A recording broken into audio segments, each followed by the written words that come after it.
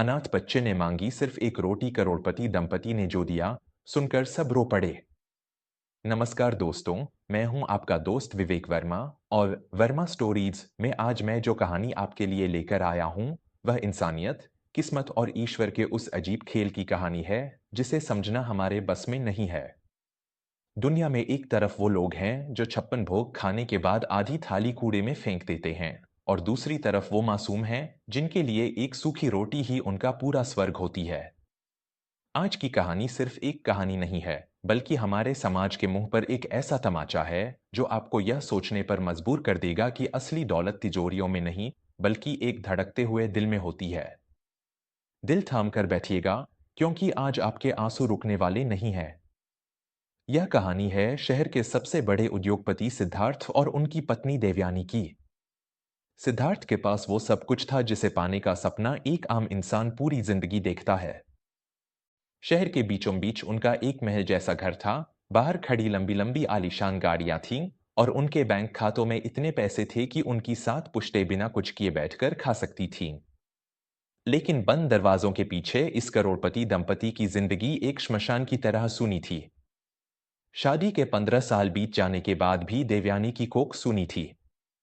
दुनिया के बड़े से बड़े अस्पतालों के चक्कर काटने, मन्नतों के धागे बांधने और करोड़ों रुपए पानी की तरह बहाने के बाद भी उनके नसीब में माता पिता बनने का सुख नहीं था।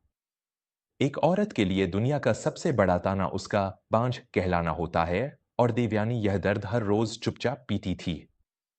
दिसंबर की एक सर्द और तूफानी रात थी। आसमान से जैसे बर्फ पिघलकर बारिश के रूप में गिर रही थी। सिद्धार्थ और देवयानी अपनी आलीशान गाड़ी में किसी दूर के मंदिर से एक और मन्नत मांगकर लौट रहे थे। रास्ते में एक बहुत बड़ा और महंगा ढाबा पड़ता था। सिद्धार्थ ने गाड़ी वहीं रुकवा दी। देवयानी, सुबह से तुमने अन्न का एक दाना नहीं खाया है। कुछ खा लो, वरना तुम्हारी तबीयत बिगड़ जाएगी, सिद्धार्थ ने अपनी पत्नी का उदास चेहरा देखकर कहा। देवयानी ने एक गहरी सांस ली और भारी मन से बोली, जिस आंगन में बच्चों की किलकारियां न गूंजे, वहां अन्न भी जहर जैसा लगता है सिद्धार्थ। ईश्वर ने हमें इतना पैसा तो दे दिया, लेकिन एक औलाद के लिए हमें भिखारी बना दिया। सिद्धार्थ ने देवयानी का हाथ थाम लिया और उसे ढाबे के अंदर ले गए। ढाबा बहुत शानदार था। अंदर हीटर चल रहे थे, हल्की हल्की धुन बज रही थी और हर तरफ पकवानों की महक आ रही थी। सिद्धार्थ ने मीज पर दुनिया भर के सबसे महंगे व्यंजन मंगवा लिए, शाही पनीर, मलाई कोफ्ता, तंदूरी रोटियां और न जाने क्या क्या। लेकिन देवयानी का मन खाने में नहीं था। उसने बस एक रोटी का टुकड़ा तोड़ा ही था कि उसकी नजर ढाबे के कांच वाली बड़ी खिड़की के बाहर गई। बाहर कड़ाके की ठंड और मूसलाधार बारिश हो रही थी, और उसी बारिश में कांच की खिड़की के दूसरी तरफ एक 7-8 साल का बच्चा खड़ा था। उसके शरीर पर सिर्फ एक फटी हुई कमीज थी, जो बारिश में पूरी तरह भीग कर उसके कमजोर शरीर से चिपक गई थी। ठंड के मारे वह बुरी तरह कांप रहा था, उसके होंठ नीले पड़ चुके थे। लेकिन उसकी बड़ी बड़ी उदास आंखें देवयानी की थाली में रखे उस खाने को इस तरह घूर रही थीं, जैसे उसने महीनों से कुछ खाया ही न हो। देवयानी के हाथ से रोटी का टुकड़ा छूट गया। एक माँ की ममता, जो सालों से उसके सीने में दबी थी, उस बच्चे को देखकर तड़प उठी। तभी ढाबे का मालिक, जिसका नाम मंगल था, एक बड़ा सा डंडा लेकर बाहर निकला और उस मासूम बच्चे पर बरस पड़ा। अरे ओ भिखारी के पिल्ले, तुझे कितनी बार कहा है कि मेरे ढाबे के आसपास मत भटका कर।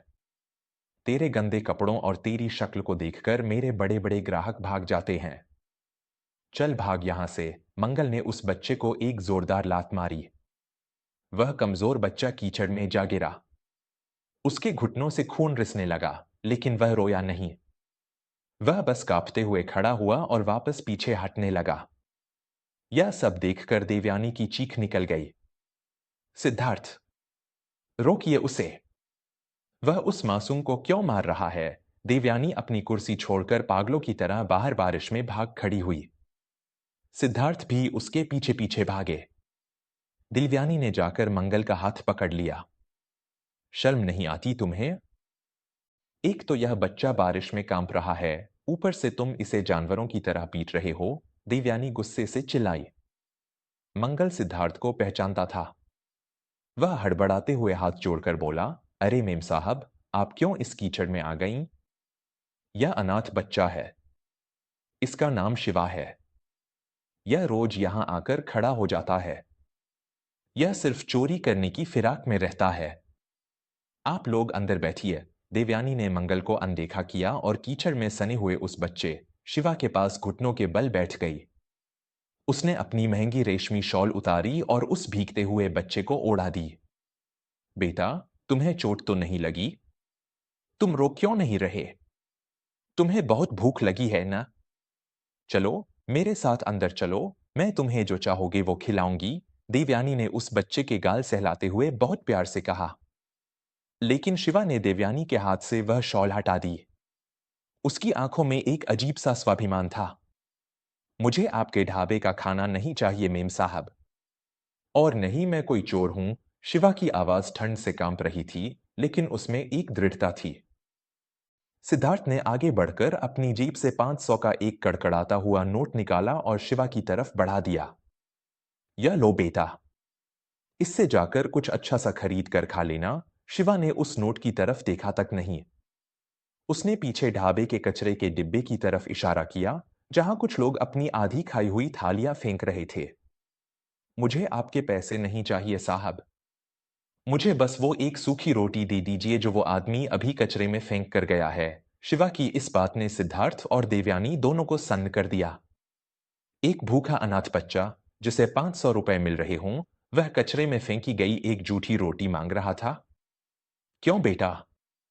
जब मैं तुम्हें ताजा और गर्म खाना खिलाने को तैयार हूं, तो तुम वह कचरे वाली रोटी क्यों मांग रहे हो? और तुम्हें पैसे भी तो नहीं चाहिए? देवयानी ने रोते हुए पूछा।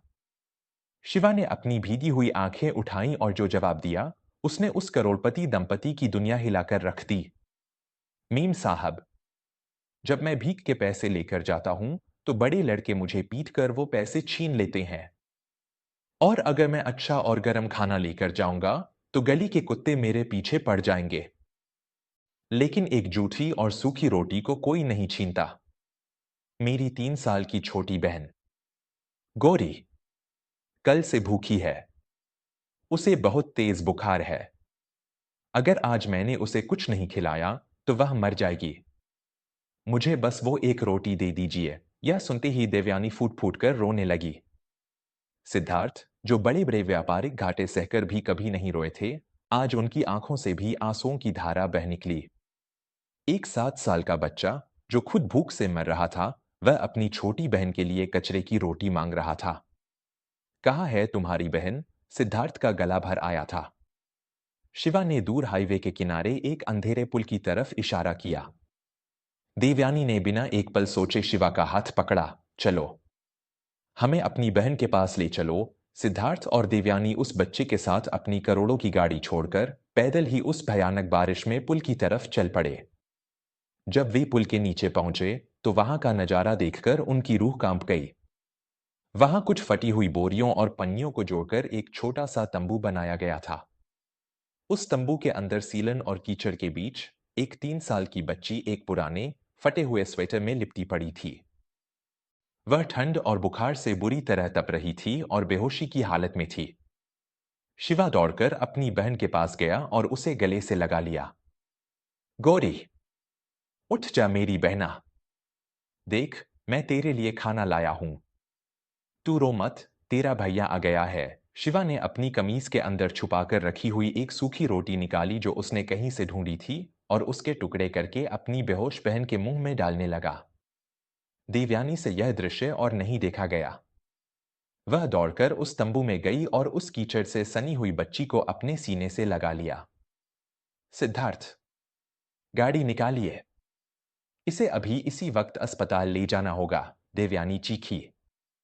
सिद्धार्थ ने तुरंत अपनी गाड़ी मंगवाई। दोनों बच्चों को लेकर वे शहर के सबसे बड़े अस्पताल पहुंचे। पूरी रात डॉक्टरों की टीम उस छोटी सी बच्ची की जान बचाने में लगी रही।